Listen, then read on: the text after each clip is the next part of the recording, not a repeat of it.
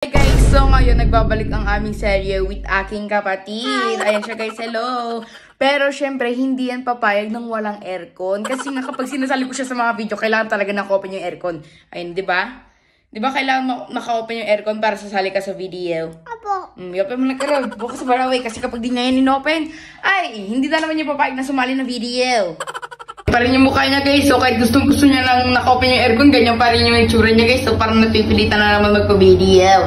And guys, alam niyo kung bakit ako nag-video ng ganito? Kasi guys, tatanggalin na natin tong kaniyang band-aid. Ayan. Kasi guys, ang tagal na nito guys, ayaw niyo pa talagang ipatanggal, di ba? Oo. Pero ngayon guys, may sipon ka pa talaga. Punasan. Ayan. Ngayon tatanggalin na natin siya guys kasi ayaw niya talaga ipatanggal yung band-aid na yan. Kasi masakit daw. Eh, hindi naman masakit yan. Ito guys, kasi nagkaroon siya na sugat dahil ata dun sa treadmill. Hindi ko alam kung saan siya nasugat, kung dun pa sa treadmill or kusang nasugat. Lako, di na ito matatanggal. Nababad na kasi ng ilang araw. Magkakaroon na yan ng uod sa loob. Ala ka! Ano? Bakit ang dumi ng mukha mo? Ano nangyari sa'yo? Ay, puputulin yung paa mo? Apo. Bakit puputulin? I-interviewin nga kita, bakit ba ang kulit-kulit mo? Tumayo ka lang. Utoy!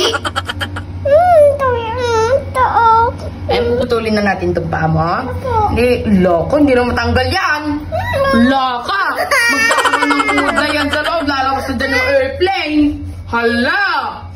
Lalabas na dyan yung airplane na hindi mo na matatanggal yung airplane. Sobrang laki ng airplane, mas malaki pa sa'yo. Bang, Oo! Ay?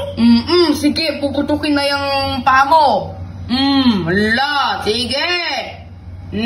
Kita mo kasi ayaw mo pang ipatanggal yung band-aid na yan, no? Tagal na niya ang sugat mo. Naghilong na yan. Hindi yan mapuputol.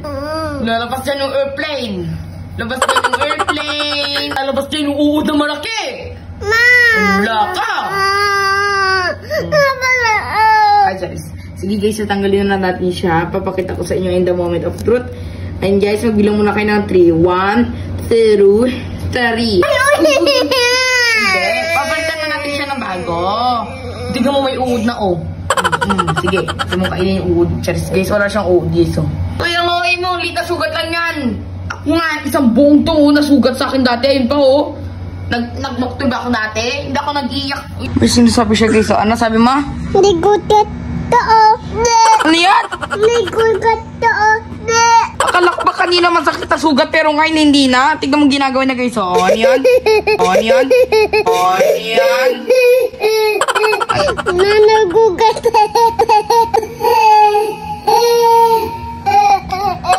Ang lakas ng tama mo. Ikaw?